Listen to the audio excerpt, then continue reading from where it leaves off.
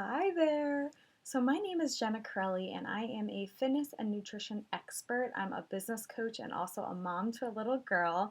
And ladies, my mission is to empower you to live a happier, healthier, more fulfilling lifestyle through realistic means. I also love to give back to the community in very generous ways, and I always provide my clients and my audience with the most up-to-date and true researched information on the market. I do this by investing in myself and my business often. Therefore, I pay to subscribe to receive science-based evidence written by experts, and then I share that information with you. So today I want to talk about how we can control our insulin response. And really, guys, insulin is an important hormone that controls many processes in our body. Yet, many people have problems with this hormone that end up causing them many health conditions and health problems or concerns, even.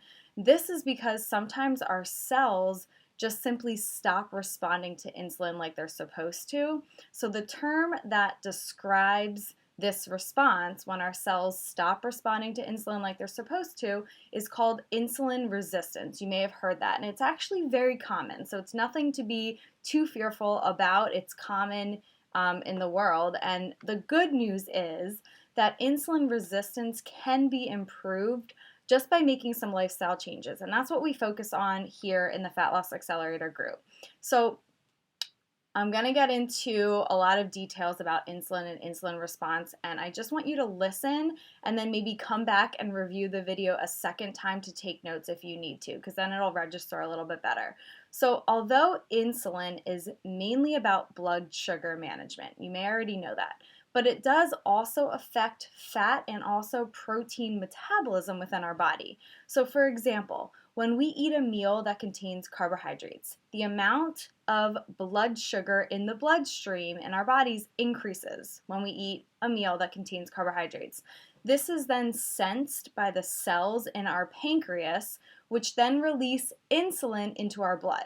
So high amounts of sugar in our blood can have toxic effects on us.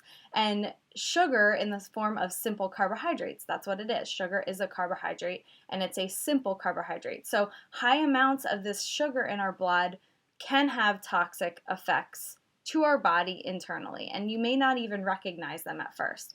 So sometimes the cells here just stop responding to insulin like they're supposed to, or in other words, like I said, they become resistant to insulin. And when this happens, the pancreas in our bodies start producing even more insulin to bring the blood sugar levels down. So this then leads to high insulin levels in our blood.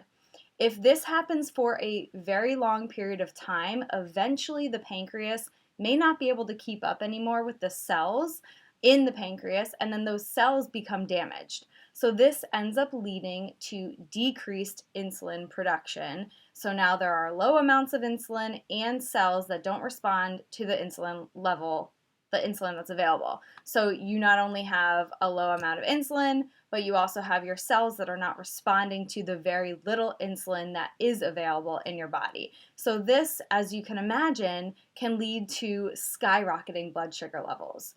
When blood sugar levels exceed a certain threshold that they can manage in the body, that's when a diagnosis of type 2 diabetes is made.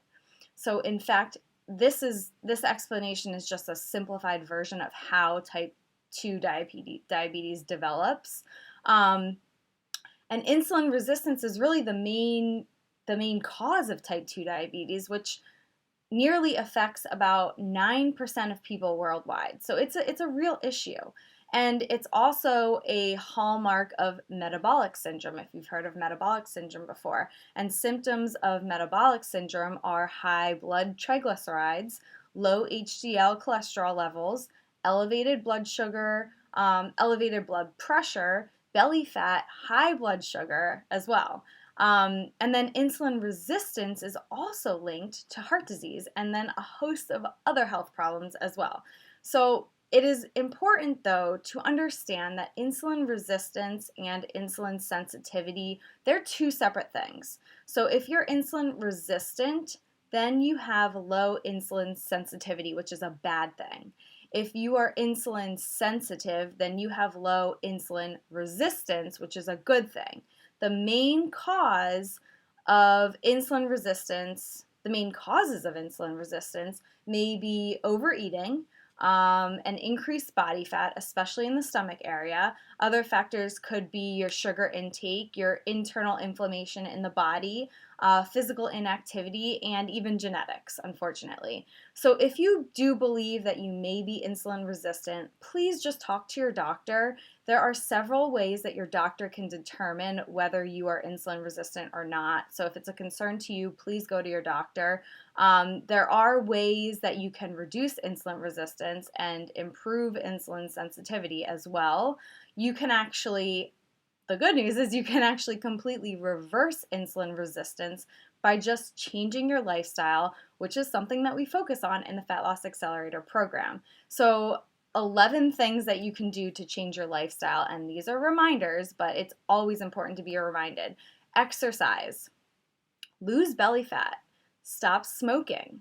You can reduce your sugar intake, eat healthy, increase those omega-3 fatty acids, which is something that we discussed during our inflammation content of this program. There are certain supplements you can take, like magnesium supplements, that may help improve your insulin sensitivity, sleeping better, reducing stress. You could even donate blood because high levels of iron in our blood are actually linked to insulin resistance. And then intermittent fasting, which again is something that we practice in the Fat Loss Accelerator program. So overall, insulin resistance may be one of the key drivers of many, if not most, of today's chronic diseases, which are really killing millions of people every year.